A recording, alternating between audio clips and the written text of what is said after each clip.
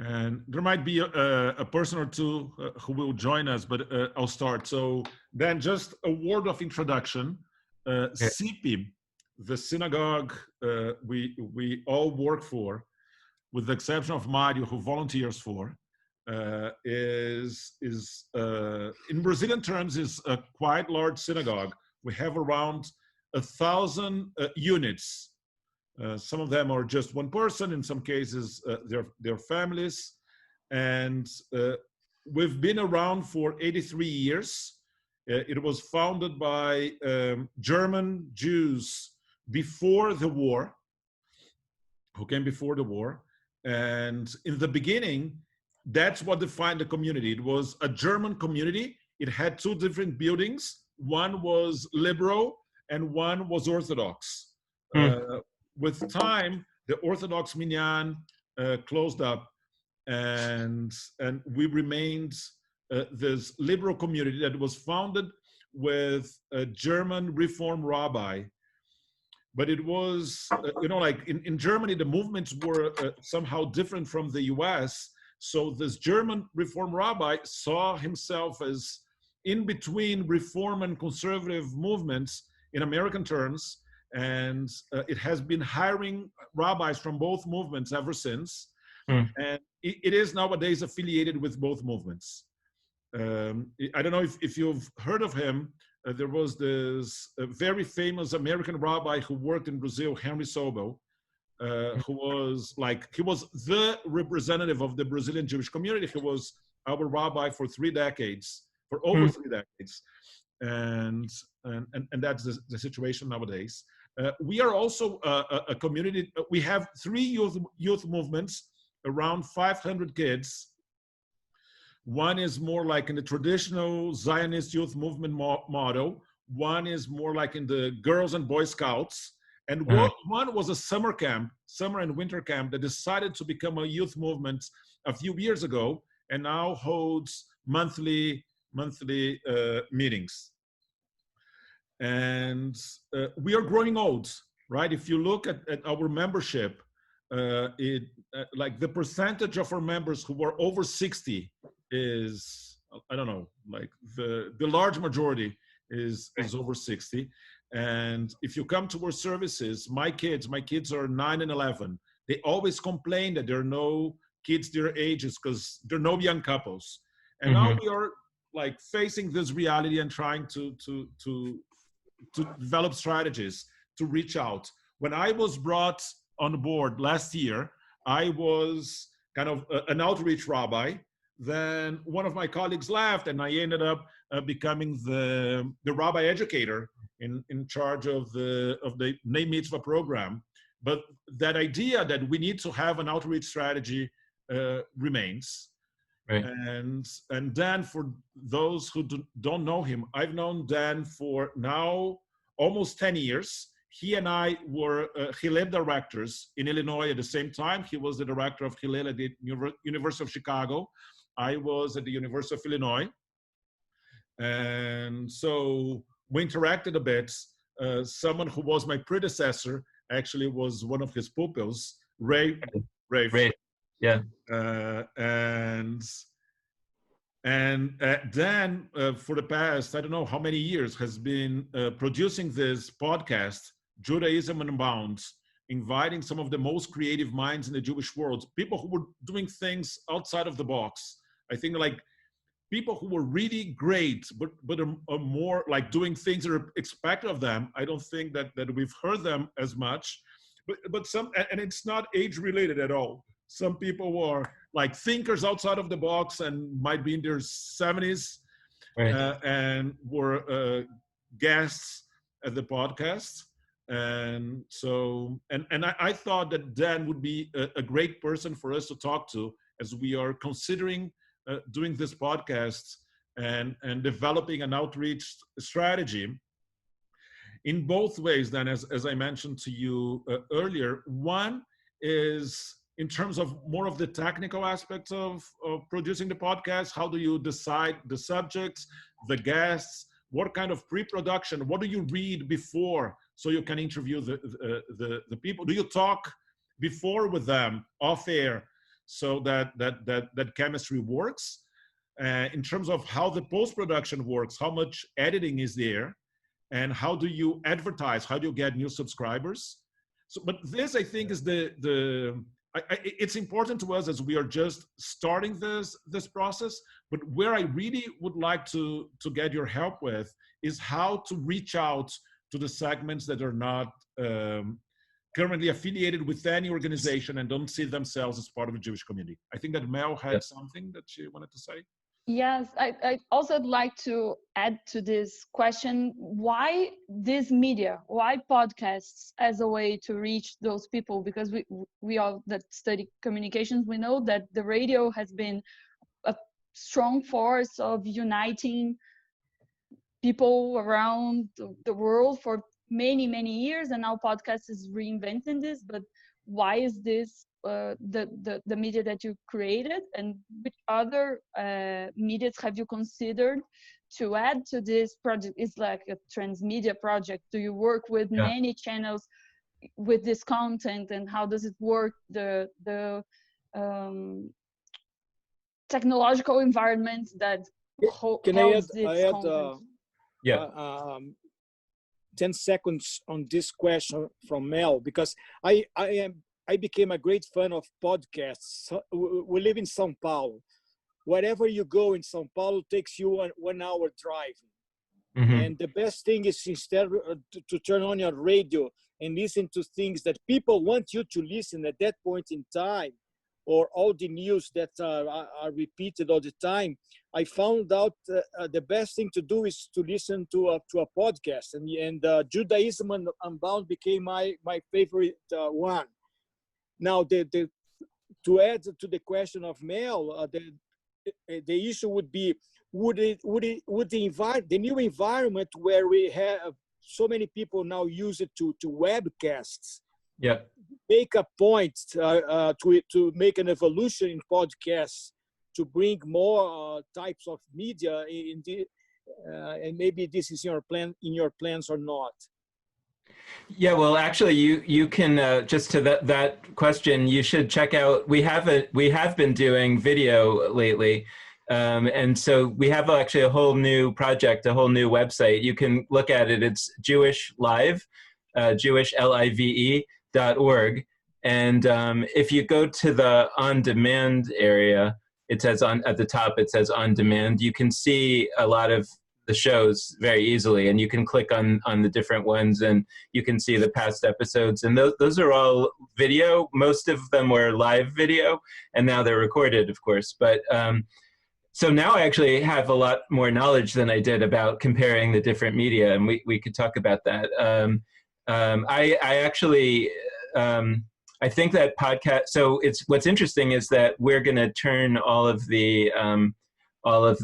well, I don't know about all, but we're going to turn a lot of those videos into podcasts because, meaning we'll still do them as videos, but we'll then turn them into podcasts and make them available also as podcasts because it turns out that it's a very effective means. I think that one of the reasons is because you, like Mario was saying, you can multitask. You can drive and you can walk the dog and do the dishes when you're listening to a podcast, which you can't do if you're watching a video.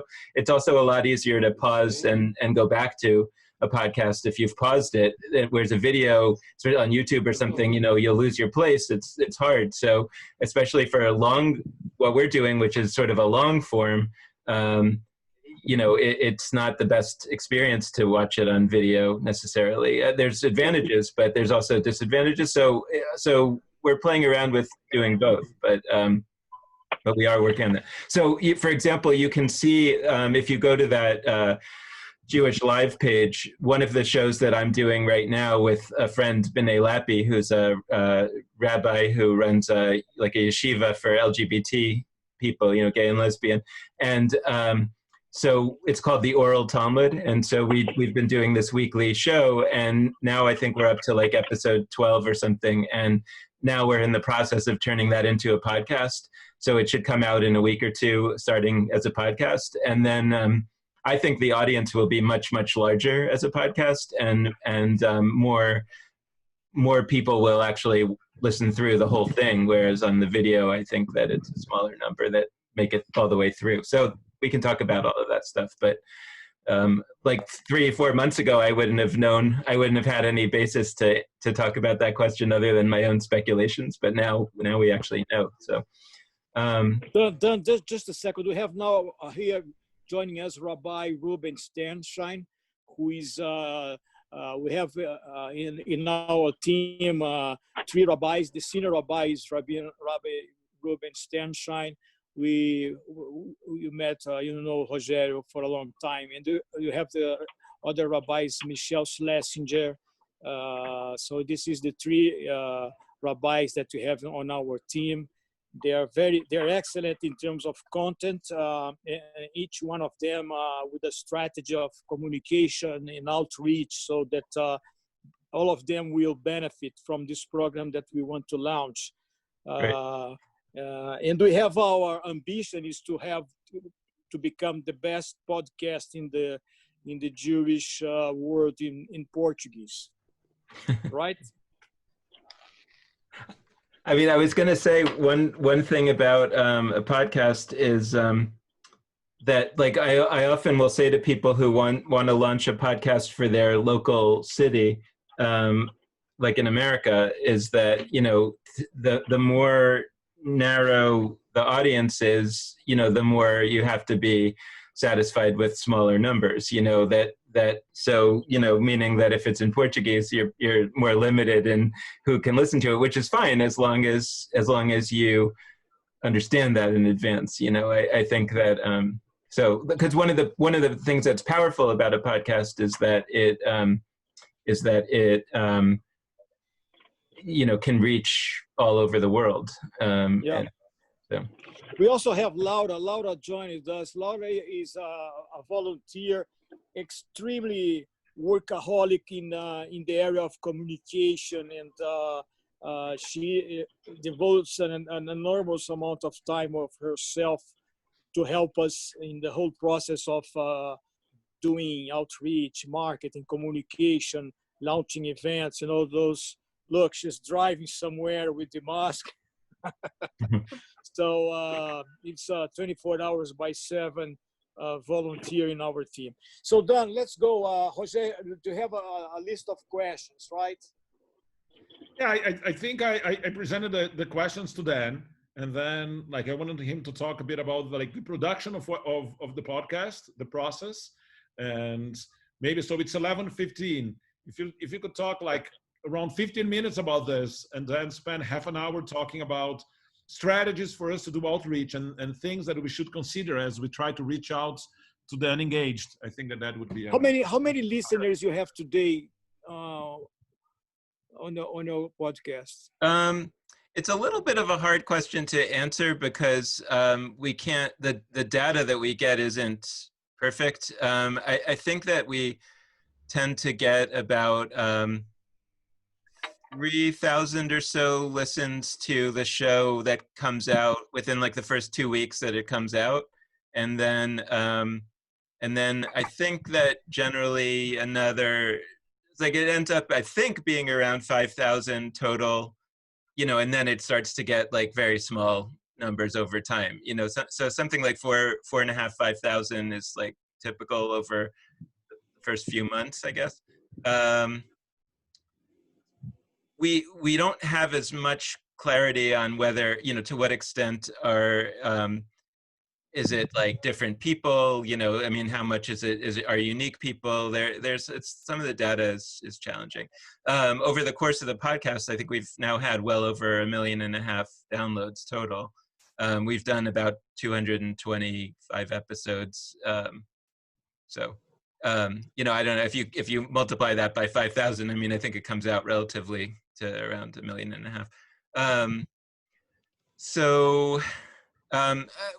The couple things though that I would say to the basic framing of there's production, the mechanics of production, how do you some of the questions that Rosario was asking, but also I think what makes a podcast good, in my, this is also my opinion. So one of the questions I think was, why did we decide to do a podcast?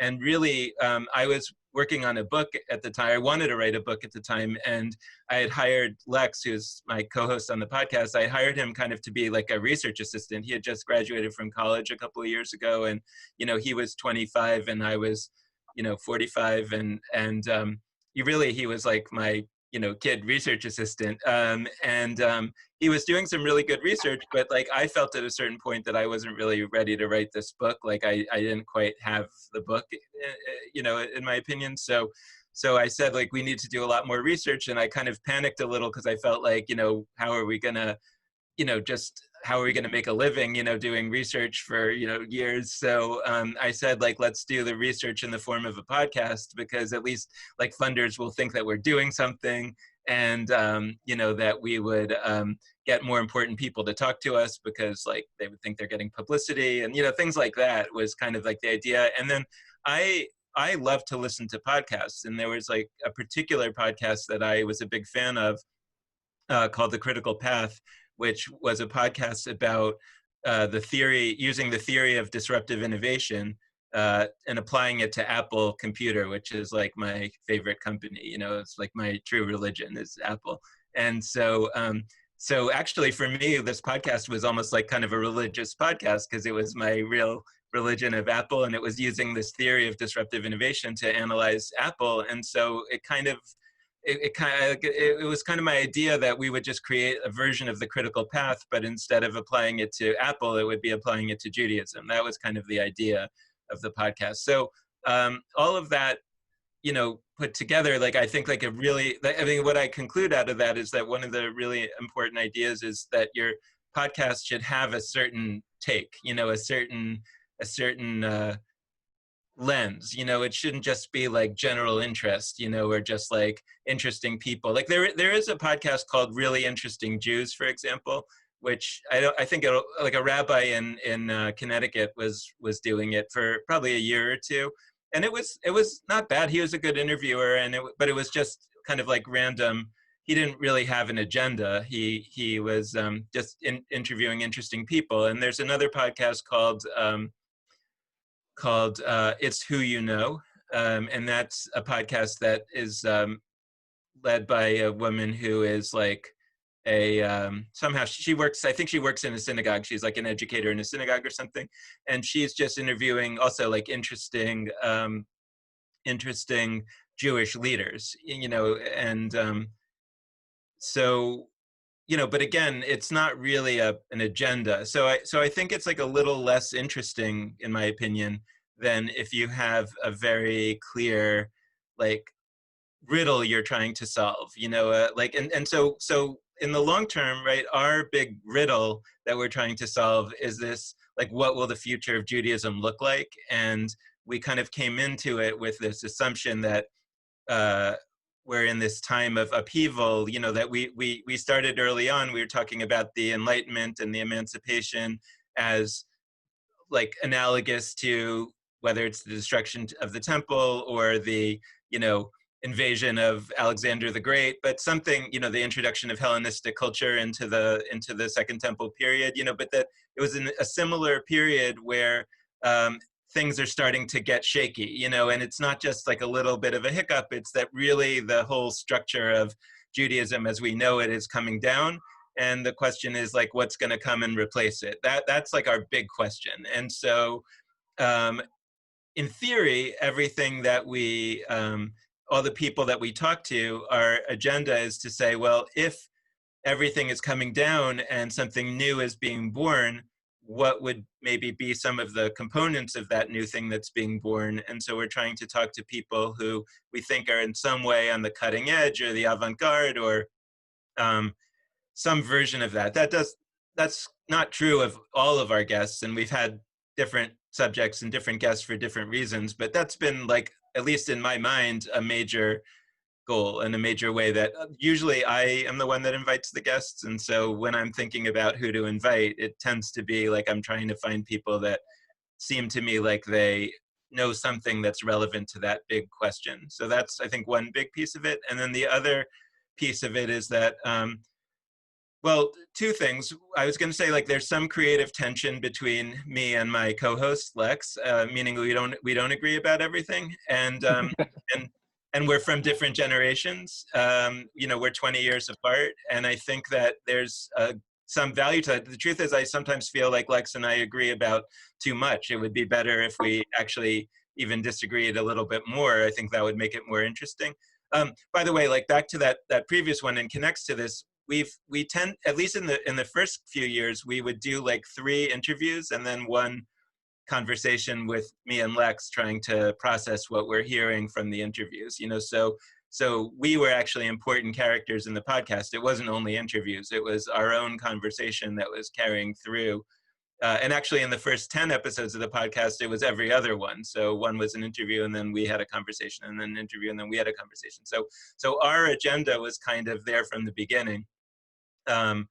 As we've gone longer and longer into it, I think like our lens has become clearer. We've actually done fewer conversations between the two of us, and we've had more interviews in a row, you know. So now we've done, you know, 7 or 8 interviews without a conversation with the two of us. So that's just a piece. But I think that part of it is that, like, in the ways in which we disagree or see things a little bit differently is where some of the interesting stuff happens.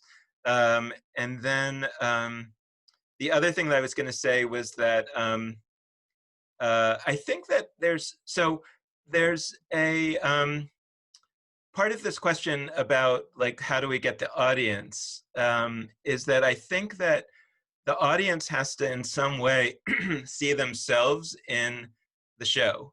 So, right, meaning that if the audience sees the people that are running the show as someone like preaching to them, I think it's much less interesting than if they see the host of the show as someone who's like me, or at least the guests on the show are someone who's like me. So for example, early on, our very first guest was B'nai Lappi, who's, you know, a very close friend of mine. And like I said, she's a rabbi who runs a yeshiva for LGBT people. And from very early on, we had a very strong community of gay and lesbian people that I think were big fans of the show, but neither of us is gay, you know. So I think that it's because, you know, we had B'nai early on, and there was this sense that like we're very friendly to that community, and people felt like, oh, this is the first Jewish podcast where I felt like my experience was being put at the center of it. So I think that, and we've had a lot of other guests in the early point of the podcast. Like the very first topic that we looked at was intermarriage, you know, but from a positive perspective. And so nobody could say that this podcast is against me because I'm intermarried, you know, and you know, we also had other kinds of diversity, Jews of color and whatever. So early on, there was a sense that this podcast is for me, the person who's felt on the outs. So I think that that's actually much more like, that was not really intentional. That was just like, those were the subjects that we were interested in. But I think the result has been that it's seen as a welcoming place for people who see themselves as marginal to the Jewish community. Even though like Lex and I are pretty much, you know, insiders, or Rogerio said something like interesting, like we're insiders, but what did you say? Like we're like one, you know, just on the edge or something like that. But like we're not, you know, even though we think of the show as pitched to somebody who feels themselves to be on the outside, we're not on the outside. So, but I think for various reasons, people feel like we're talking to them.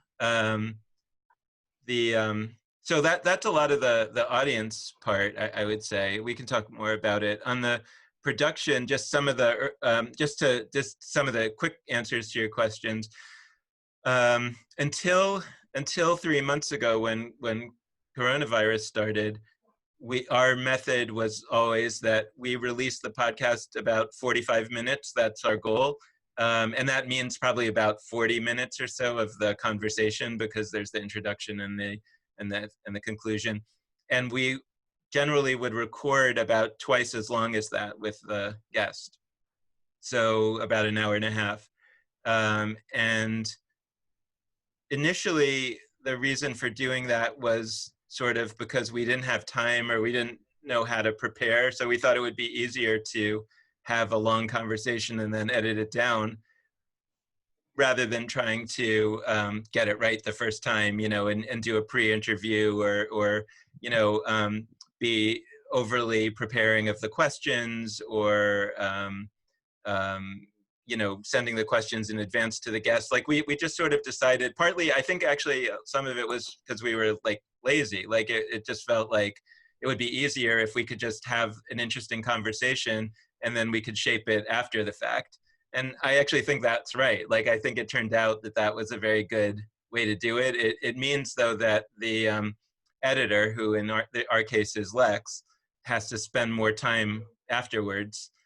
Because to cut out half of an interview is a lot of work. So probably, you know, we spend an hour and a half talking, but he probably spends like 8 hours or something like that editing.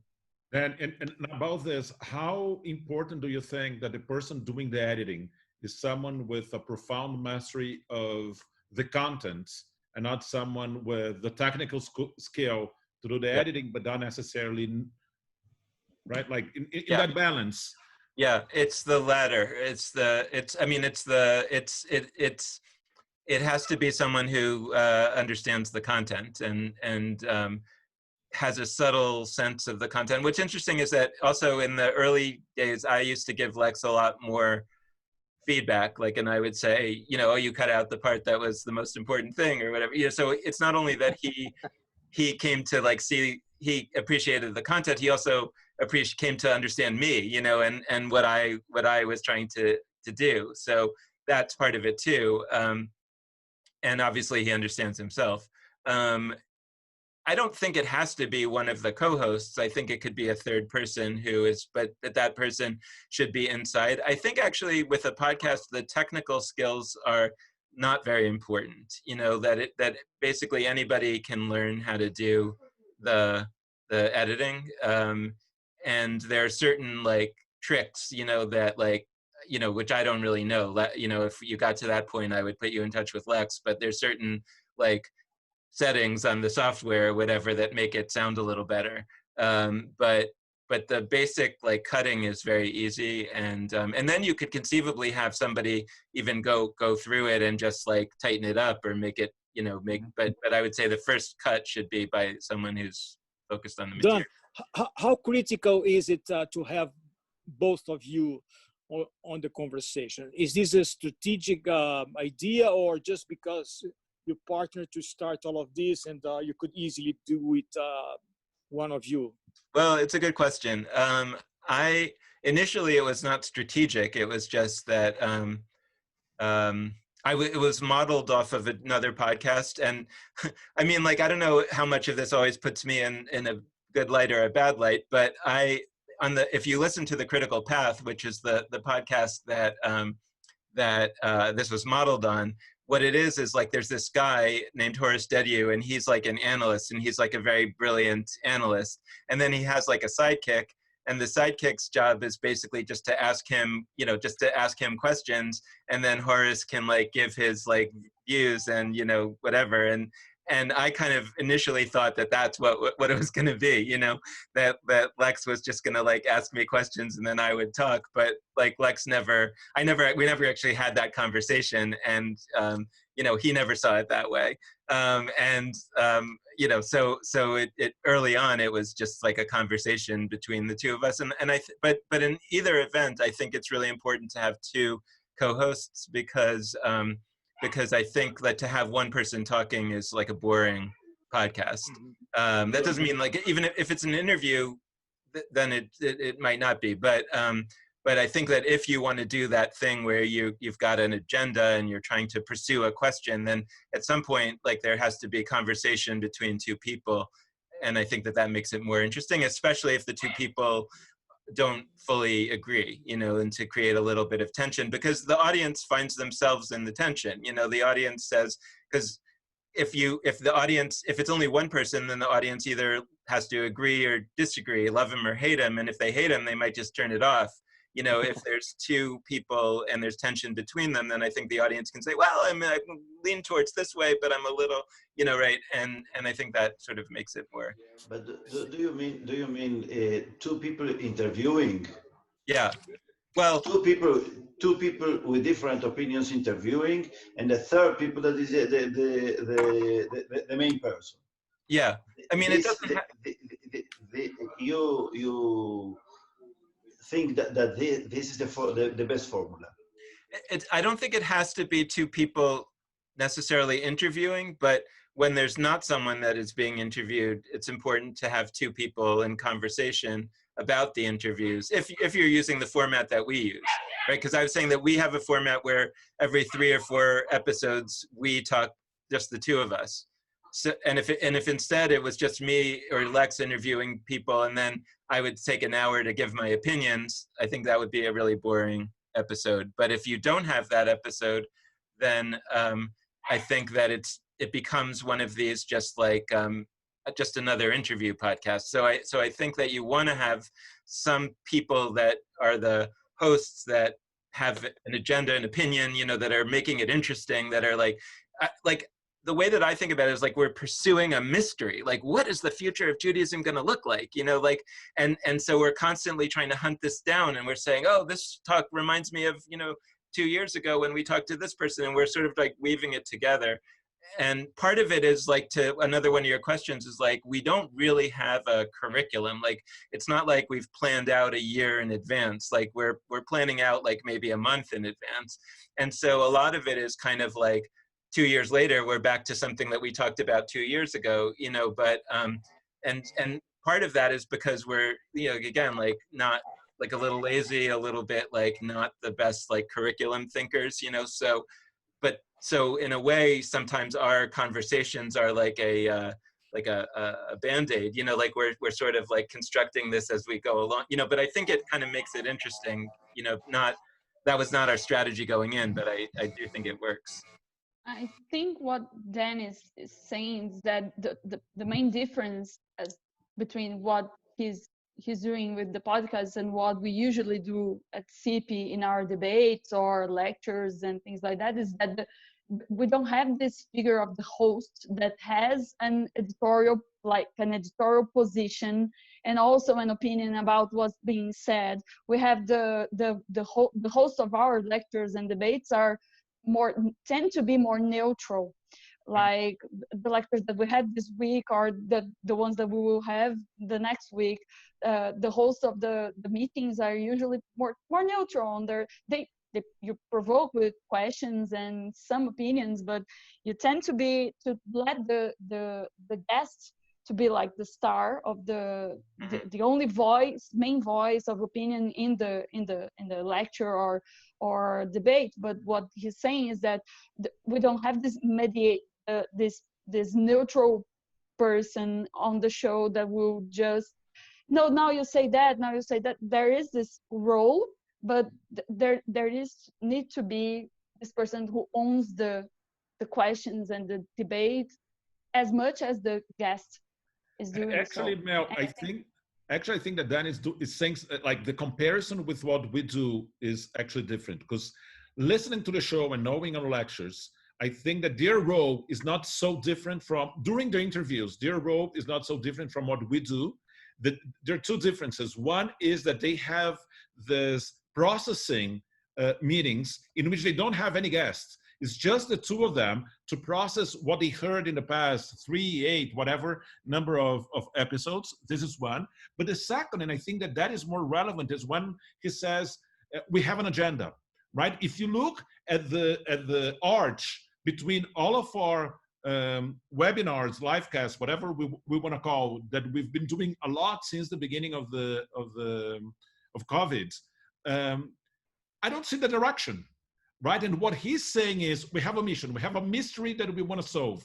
Our mystery is, what is the future of Judaism? And we are inviting guests to be our witnesses, or the experts that will help us solve this puzzle, right? And I think that is actually the relevant difference here. But then I want to ask Dan, you said that until 3 months ago, your production scheme was you didn't do anything and you edited half of the material out, and that Yep. left you with 45 minutes. How did that change from 3 months ago to now? Yeah, well, because of COVID, we started this whole other project, Jewish Live, and we just didn't have time, to do all that. Like, that was 8 hours of editing, which like we needed Lex to be able to be spending that time doing other things. And so we decided to just record the podcast as a live video recording, and then basically to record it as like 1 hour and then or less, and then to do almost no editing or minimal editing, and then to just put it up on the podcast.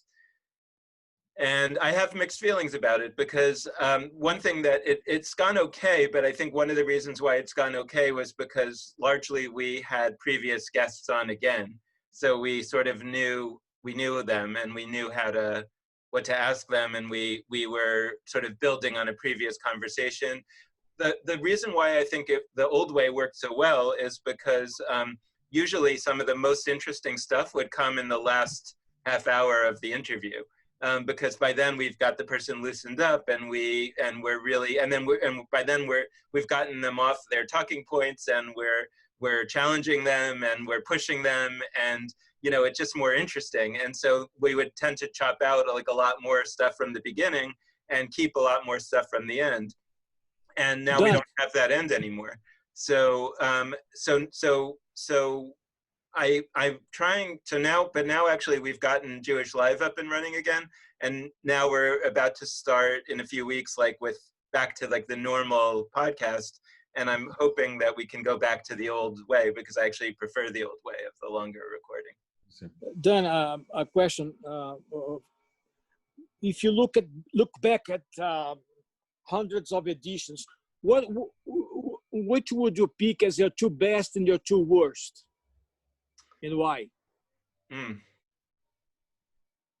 Well, one of our two best I always talk about is this Rabbi Juan Mejia. I don't know if you're familiar with him.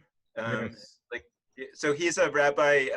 He's from Colombia. He grew up Catholic, but found that he has roots from the Inquisition, eventually he went to Israel and converted to Judaism officially, and became ultimately a conservative rabbi. And he lives in Oklahoma, and I think for various reasons he started to do these Spanish language YouTube videos teaching Judaism in Spanish, and it was directed at people like him who were living in Latin America who didn't really have access to Jewish books. And what happened was, and then he would kind of do mass conversions of those people, but then he started to get, so it was just a great conversation and so interesting because it was so unusual. And then he started talking about how he started to get emails from people who didn't have Jewish roots, and they were saying, we found this stuff and we're so interested, we want to be Jewish too, and he had to struggle, I'm not really trying to proselytize, but there's no real reason why I shouldn't, let them be Jewish too, so then he eventually started to do it for them too. And my question, so for me, the mind-blowing big question idea of that was, what happens when the Juan Mejia of China comes along, and then there can be, 1% of the Chinese become Jewish. There's more Chinese Jews than any other kind of a Jew, what, it's talk about a different Jewish future, so for me, that was partly it was the interview itself, which was very compelling, but partly for me, it was what flowed from it in terms of my own thinking being changed, so that was one. And I always feel our conversations with B'nai Lappi have been great, because I think that she's talking about from the perspective of it's not only her, it's also other people, particularly in the gay and lesbian world, who have been kind of marginalized from Jewish institutions, but refuse to go away. I think that a lot of the other people are I'll go do something else. But these are the people that are fighting to stay. And I think that what's really interesting is just the perspective of like, well, what does it look like to love Judaism, but to hate the ways that it's been manifesting institutionally in ways that have kept us out. And for me, why that's so powerful is like, I'm not gay, but I feel like excluded for other reasons. And you know, I always say that I look at Judaism the way that I imagine like an engineer looks at electronics, you know, where I look at this and I'm like, oh, I could have done this better. Like it's really, but the parts are really great. You know, I'm not saying this is a junk, you know, I'm saying this is amazing parts that were put together in a way that's like not working as well as it could, or like, you know, the secret for Steve Wozniak, you know, this is my love of Apple, you know, that Steve Wozniak was one of the founders of Apple, and his genius was that he could make a computer circuit board with fewer chips than anybody else could, you know, and it could be just as powerful, but with fewer chips. So it was like more elegant, you know, and that's always kind of how I feel. Like I look at this and I'm like, oh, I just see how it could be a little better. So I really appreciate this world of people that are saying, you know, I love the parts so well, but not the way that it's wired together. But you had also great thinkers like one on future of Jewish education. I remember, and I guess you interviewed Tal Kanan also from the God is in the Crowd, right? No, we never did. No, okay. But from the thinkers, people really on the spot of your idea of the mystery of the future of Judaism, who were the ones that you would say were frontier thinkers? You know, like Yitzhak Greenberg or Erwin Kula were great. Let me go a little ahead with Mario's question, and maybe with Rogerio's first question or second, I don't know. Could you please tell us a little bit more about the process of producing? I understood that the technical question for you is not the key question. I see, and I'm very happy to see that for you the main question is the content, and even more than that, the agenda of the content. Yeah. So the agenda of the interviewers and then the content. But how do you say, because the question of the future of Judaism is a very wide, a very huge question. Yeah. Right, but and there are many sub-contents, sub-themes within this big one. Yeah. So do you, first of all, do you plan specific contents for a month or for 2 months? Yeah. This is one question. Then how do you pick up and select the persons that you are going to invite? Is this a key of being famous, or is this a key of being deep or being creative in their thoughts? I think that one difference also with what we do is that many times you bring, first of all, you both bring a lot of very clever questions, and you discuss between yourselves. Mm-hmm. But the other issue is that as much as I see, I am not sure that all of the persons that you invite are so famous. No. I don't know. Maybe they are, but they are very interesting people by themselves. Yeah. So is that correct? You look for people that have an original thought, yes, or practice, and not just an original analysis of what another people do. Yeah. So sometimes we do that too, but the our major, the way that we usually do it is we say that there's a topic that we're interested in thinking about. So that could be intermarriage or God or race. I mean, right, we're now thinking about doing a series on race coming up. So like, so for example, like on the series of race, I mean, like it's not based on who's famous. It's like, I once like saw a book that was called like How the Jews Became White, and like meaning like how did Jews start thinking of themselves as white in America. So I'm gonna like find that author and invite him to be on. He's not famous, he's a professor somewhere. There's this new yeshiva for Jews of color that started, I think, last year, and so I'm going to try to get like one or two people from there to talk, because I think it's like analogous to the LGBT yeshiva, so like now this is the next wave, so I want to like pursue that question, but these are coming from like our questions, not from like what's on the agenda now is like who are the people that are like marching in the streets or something. I mean, we'll probably have one of those people, but like that's not our way of thinking. We're not trying to say who's getting the most attention right now. We're trying to say like, how can we look at this from different angles, and kind of show what's the most provocative about this, what's going to get change the way people are thinking about it. So usually we, I mean, the truth is like, it's not a very formal process. Like I just tend to sort of, well, either, especially in the early years, it was that I knew a lot of people, and like I knew who a lot of people were, famous or not famous. And so I would kind of we would say, hey, we want to look at this topic. And so we'd say, well, who are 3 people that we think could help us look at this topic from different angles? And then we would just reach out to them. One of the things was like, it was almost almost no one ever said no to us. I mean, I think early on it was good that we had a few famous people, because then we could say, well, Jonathan Sarno was on, so it's legitimate, like it's not just so something like that.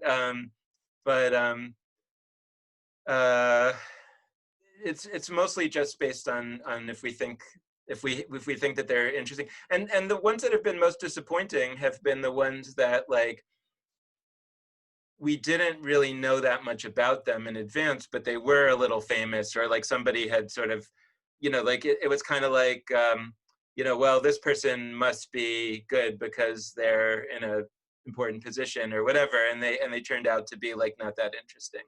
And do you? I forgot to add another sub question to the question. Do you prepare yourselves to be the good cap and the bad cap, or the left or the right, or something like that? Do you prepare yourselves before, or how do you prepare yourself? We prepare by like just sort of reading or looking at a website of the person or whatever, just trying to, if they've done other talks, I'll watch or listen to another podcast that they've been on, but not in a super formal way. It's more that I'm just trying to hear their voice a little bit and then generate some questions. But the truth is that like, and again, this is where that long interview format works, is that we generally come in with like 1 or 2 questions that we really want to make sure that we ask, but then we kind of let the conversation go. And it's in those, in the curves in the conversation that the really interesting material comes out, like the kind of switchback. And that is just natural. And the way to deal with that is the editing after the fact. That's the secret. And that's why I don't love what we're doing right now, in the shorter version, because it makes it much harder. It makes it much harder to get those most interesting moments. Because I'll often find that by the time I feel like really into it, it's already like 45 minutes into the conversation. And then if like Lex asks one question, then the person will give a long answer. Then I don't even have time to ask the question that I finally realized was the important question, and so that's been happening lately, and I don't like it, so I really want to go back to the other way. Just one second, just before Melina's question. When I was in rabbinical school, I had a teacher that said that every interview with the family before a funeral had to last at least 70 minutes. And then you may ask, why 70 minutes?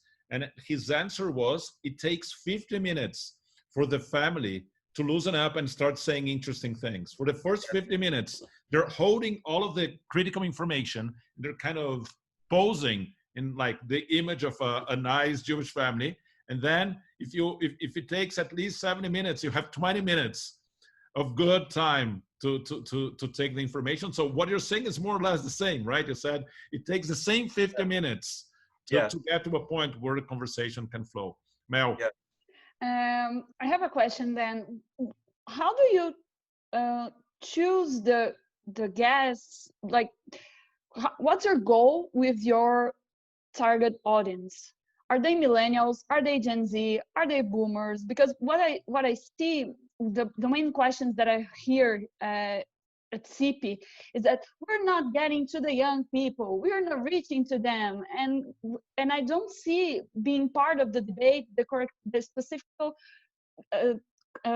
characteristics of those groups, because the way that they relate to the world, not only to Judaism, is critically different from the founders of this community and their sons and their grandsons that are now 60. I don't know. Yeah. So how do you choose these agendas and topics for your podcast, and which characteristics of those groups do you analyze to choose, like, okay, this is important for our research question, I'll put it that way, to our agenda, but it also can make a bridge or a conversation with people that are not here with us on the debate in Jewish institutions that we want to reach, that are apart, that have left, but who are they? How do you connect this two worlds, you know? Yeah. Well, Dan, if I may just add one aspect to Mel's question.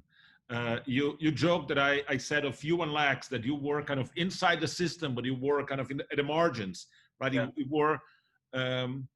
So you said that you wanted to invite people who were actively creating this new Judaism, the Judaism of the future. What happens if there's a trend that, right now Black Lives Matter became kind of this major force, but I don't know, like 5 years ago, it was just a seed. There might be something that you see one person with an interesting idea that is not an institution yet, that is not like making waves, but it is something that you want to give a voice to, and that relates to what Mel was saying. Maybe the younger generation would like to have something that the Jewish establishment is not responding to, and how do you address that other tension? Yeah. So, by the way, I'll say that when we first started the podcast, our thought was that we would do it in the sequence of 4 episodes. That one episode we would interview an academic, a scholar. One episode we would interview a organizational leader of some kind, and one episode we would interview just like a regular person. And then the 4th one would be me and Lex talking. And we ended up never really doing that because we got like stuck. Like there were so many interesting things to explore from the people that were more, already doing it in a more organized way, whether those are scholars or practitioners, that we ended up, it wasn't that we thought that the other one wasn't important. It was actually that we thought it was so important that we sort of said, let's actually do a separate podcast where we're just talking to regular people all the time. And we still haven't gotten around to that. But I think it's really important. And actually it's a way that I'm hoping that maybe actually right before COVID, I think we were heading in the direction where we were going to start talking to people that were more doing things as individuals, like you're talking about. We talked to, I don't know if you've seen Tiffany Schlein wrote a book about, she's a filmmaker, and she wrote a book called 24/6 about how she has a practice of Shabbat in her family where they don't use anything with a screen. And it was just like this one little idea, but she wrote a book about it. And then there was another woman that we interviewed who's just like creating Judaica, in an interesting way. She's like a Japanese American woman who converted to Judaism. And like we were starting to like hunt down these individual people that were doing interesting things. It's a lot harder to find those people because they're not like, at the top of publicity. So, but we're also planning to do all this work where we're helping people be more creative. And so we'll find those people through our own network. But anyway, that's something that we always wanted to do and that we want to do. But I think that this question about the generations and the boomers. So my dad is a conservative rabbi by training. I mean, he hasn't practiced for many years, but whenever we have like a professor from the Jewish Theological Seminary on, you know, he calls me and he says like, oh, that was so great. You know, like you should have more professors from the Jewish Theological Seminary, you know? And I would say to him like, well, you know, Dad, like I appreciate that you listen to this podcast, but the only reason that you listen is because your son is the host. Like you're actually not the target audience for this podcast. And I don't think there's too many other conservative rabbis that are listening. And, you know, so really like, I'm thrilled to hear that you loved it, but like, we're not going to be like getting more because you recommended it. Like we're going to get more if it's relevant to our target audience, which are people that are more disconnected from Jewish institutions. So like in that case, we had Professor, what's his name? You know, the one that did the Genesis conversation. Anyway, we had him on because Vysotsky, yeah, because he had written this book about how there was like a lot of Greek and Roman ideas in early rabbinic Judaism, and like we wanted to emphasize that like importing new ideas like from America or from, you know, elsewhere into Judaism is not like against Judaism, it's actually the definition of Judaism, you know, and so that was our point. And so we happened to have a professor from the Jewish Theological Seminary, but because he had written the book, but my dad had like not understood it correctly. So the point is that you do, I think it is important to be really clear on your target audience. And the way that we're clear on our target audience is that it's people that are, we call them like disgruntled optimists, you know, like they always feel like on the outs, even like some of them, they could be the president of a synagogue, you know, but they still feel a little bit on the outs, like it's not really what I want, and you know, it's not quite satisfied, but I really love Judaism and I love the Jewish community, so I want to put my time into this, but you know, but I'm not really, you know, ranging all the way to people that are like completely disconnected. I actually don't think, Melina, that I'm pushing against the idea that it's generational. Like, I don't think that the generational divide is the important divide. I think that there are a lot, I mean, I don't know how it is in Brazil, but in the US, I think that there are so many boomers and so many Gen X that are not involved in Jewish life, that the only difference generationally is that a greater percentage of millennials are not involved, but a huge percentage of boomers are not involved. So I think the question is, are they not involved for different reasons or for the same reasons? And I think they're not involved for the same reason, which is that they are living in a basically more, like I talk about a lot on Maslow's hierarchy of needs, that once people's like material needs and communal needs are met outside of the Jewish community, they don't need the Jewish community for that anymore. But that doesn't mean they don't have needs anymore. It means now their needs are about like, you know, fulfillment and meaning in my life and, you know, happiness and all those kind of things. And the question is, can we fulfill those needs through Judaism? And I think we can, but I don't think that our way of practicing Judaism, especially for regular people, it's for rabbis, it's a different thing, but for regular people, it's not oriented towards those kinds of experiences. So then I think they say, well, I can get that better through yoga, you know, so why should I do it in Judaism? And so I think that for a lot of people, they're just saying, well, I've never been, and by the way, Sarah Hurwitz, I don't know if you know her, she was Michelle Obama's speechwriter, and she just wrote a book called Here All Along. And that's basically what she's saying, is she says, like, when I was in Hebrew school, they just taught me all this like gobbledygook about how to say the prayers in Hebrew. And I thought it was just boring nothing. When I took a class as an adult and I heard about like, we're created in the image of God, and that means, you know, we have to love the strangers because we were strangers and all these things. She's like, why didn't they teach me that in Hebrew school? You know, like, why didn't they give me any sense that being Jewish was a way to do, you know, good in the world in the way that I, you know, and not just like tikkun olam, you know, but like serious big ideas, you know. So so that's what I think is like so I think that what we're trying to put out there is these notions that like this can be really serious stuff even for people who are not connecting to institutions. And I think that part of how they listen to that, and maybe Laura, these are to some of your questions, like I think that, first of all, they hear in me and Lex, they're hearing anger at the Jewish community, right? Meaning, and I think that's good, meaning that if you're trying to do, you know, like hasbara, you know, like this is just like, we're not, you know, this you people don't understand how wonderful this is, then they turn it off because it's like, you know, then it's just another person preaching at me. If they hear people who are saying, like, I'm angry that these synagogues aren't doing it this way, like, I'm angry, you know, then they say, yeah, I'm angry too. But then if we say, but here's what it could look like, and here's an example of a synagogue that's doing it really well, and here's here's an example of, right, then I think that they're willing to listen. And so I think that one of the questions about like, this question about like, how do you reach the outsiders? I think it has to do with putting an outsider in charge of the show, like, or at least having an outsider with the rabbi or with an insider in dialogue, because that's maybe how you create that tension that I was talking about. Lex and I are both, like Rogerio was saying, we're these like sort of on the margin insiders. So we're not even quite what I'm talking about. And I don't think it should be like an apologist and a hater. I think it should be closer than that. Somebody who like leans towards I like it, and somebody who leans towards I don't like it. I feel like there could be some interesting dialogue there, but I feel like there has to be a way for the audience to hear themselves in the host and not only in the guests. That's, I think, a critical piece. Well, everyone, it's 12 now. I want to honor everyone's time and the huge generosity of Dan with his time. If anyone want to make a very short final remark, either like if it's Dan or if it's someone else. So Mario wants to say something, and then we very quickly, Dan, we have a strategy here. And we feel that in Sao Paulo, we have more or less 60,000 Jews.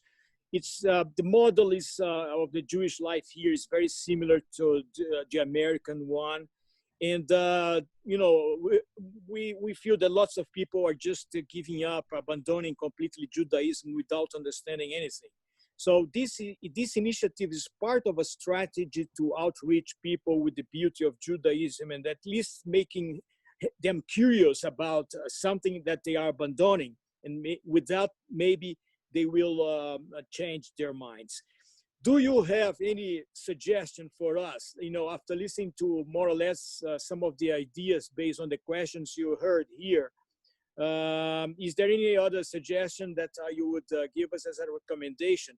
And the second question is, can we reach you sometimes to have this kind of dialogue that was fantastic this morning? The second question, of course, I would love to. I mean, this is really what we want to do, is be helpful. So for sure, in any way. And if you look at Jewish Live and you see some of the video stuff, and there are other ways that we can help on that, for sure.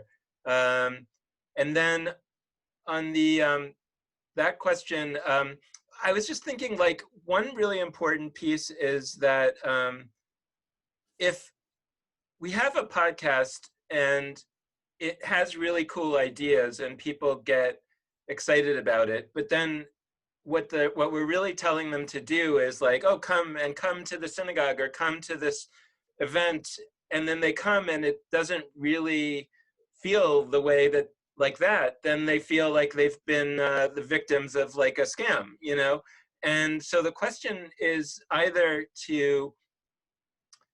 I feel like ultimately the question, right, like you're in a different position than we are, because we've positioned ourselves outside of the institutions of the community.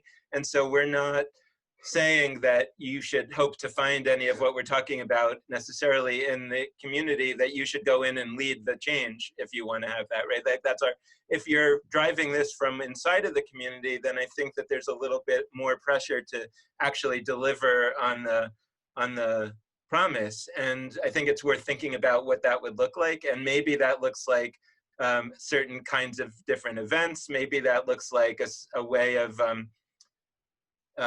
sort of welcoming people that found out about it on the podcast. I always tell the story, like there's a huge church in Chicago, and I went there, and I went there on a Sunday to check it out, and the people were so amazingly warm. When you came in, they would like follow. Oh, they make you feel so great, and they were out there the whole time. And I asked one of the heads of the church, like, what do these people do? Like, when do they pray? Like, they're out here the whole time. They're not praying. Like, when do they pray? He said, oh, they pray on Wednesdays. Like, Sunday is not for them. Sunday is for the new people. Wednesday is for the old people. And I was like, well, that's interesting. You know what? We should do something like that.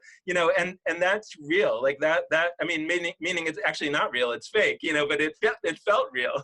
And so, like, I wonder if there's a way to really have a way to connect. And if you found out about this through the podcast, then we assign a special buddy to you, whatever that might be. But also maybe another option is to say, like, we're not going to, like, what is to think about, like, what would success look like to you? Like, maybe success isn't that these people start coming to the same experiences as the old people were coming to. Maybe it's that we sort of somehow create a separate things for them to do, or even if it's only online, maybe it's like we did a 24-hour Shavuot experience this year.